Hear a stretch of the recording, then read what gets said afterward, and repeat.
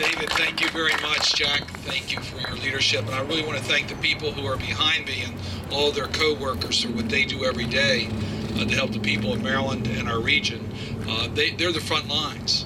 And I mean the front lines. They experience all types of challenges, and they perform their work with incredible dedication for public service. So I thank you all very much. And I know at times Congress has a strange way of saying thank you, but I really do thank you for your dedicated work.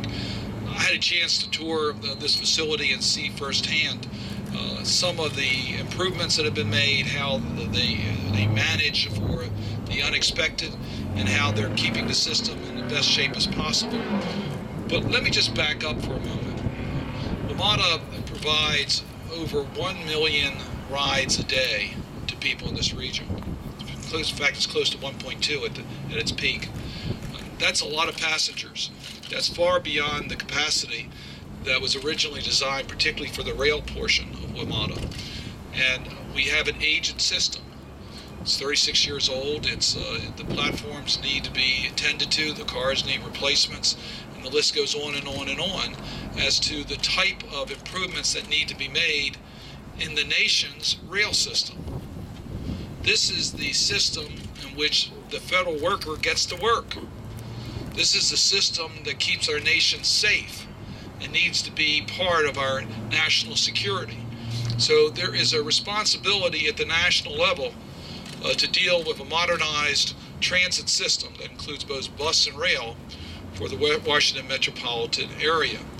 I'm proud that we were able to get the dedicated funding source enacted, $1.5 billion over 10 years of federal funds that allows us to have a predictable funding source for the WMATA system.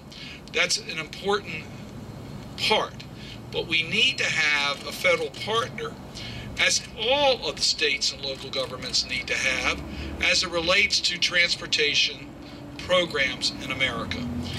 And during the last several weeks, we were able to do something which is quite unusual in the United States Senate with MAP 21. That's the Transportation Reauthorization Bill. Something rather unique. We passed a bill that was not only a major bill, that was not only bipartisan, it was what I call a consensus bill. It passed the Environment and Public Works Committee that I serve on and has the principal responsibility by a unanimous vote.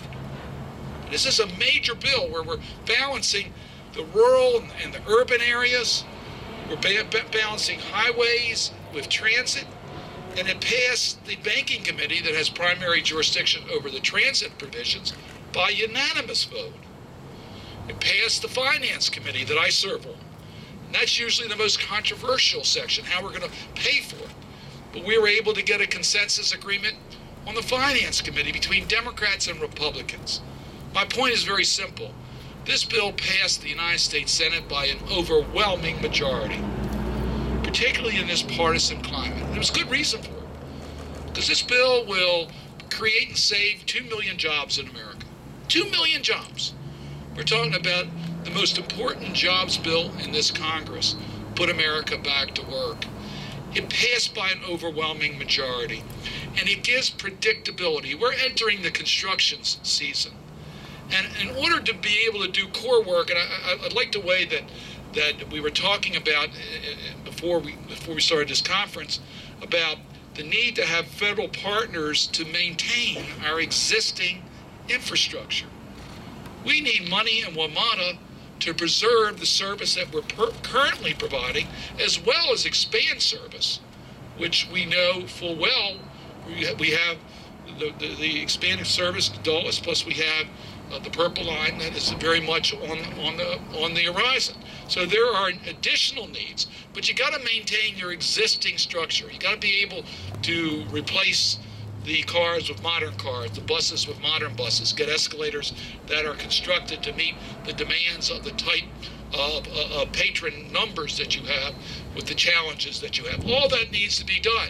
And this bill, MAP 21, gives that predictability so that you can move forward with those type of procurement and construction contracts that will make the system safer and better for the customer, and by the way, also create jobs.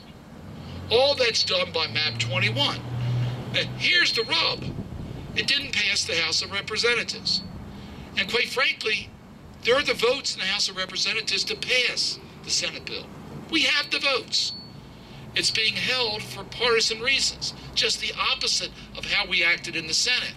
We acted, as I said, by consensus, bipartisan agreement. We need to do that for the sake of our nation, is to get this bill. So what did the House do? They gave us another temporary extension. That doesn't work. Temporary extensions will not allow the managers of WMATA to make the long-term commitments they need for the type of maintenance that the National Transportation Safety Board has recommended. Those types of commitments that they're moving forward with, but in order to be able to implement the long-term maintenance projects and the expansion projects, they need to have the predictability of the federal partnership. And quite frankly, that requires the passage of MAP 21. So I come here today to say we've got to pass a long-term extension, the Senate bill, and stop playing politics with this. This is way too important for the American people. As I see the hard work of people here to provide the best possible service to the people of this region, they deserve to have a federal partner that is predictable and gives the type of funding that's commensurate with the needs and will allow our economy to continue to move forward. So my message today is very simple. We're very impressed to see the changes that have been made. We know the challenges that you've had. We know the difficulties that you have confronted. You've confronted them head on. You're dealing with the safety issues. You made safety number one, and we appreciate that very much. I can tell you, speaking for my colleague, Senator Mikulski, who's been a champion on the safety issues, we're going to continue to focus to make sure that this system is as safe a system as we can have in the world. It's the second busiest rail system in the nation, number two. We know the challenges that you have. We appreciate the progress that you're making. Now it's time for Congress to step up as your partner and pass a reauthorization. No more temporary extensions of the Transportation Reauthorization Bill. And my views on that have only been reinforced by my visit here today. And again, I want to thank you all for all you do for the people of our region.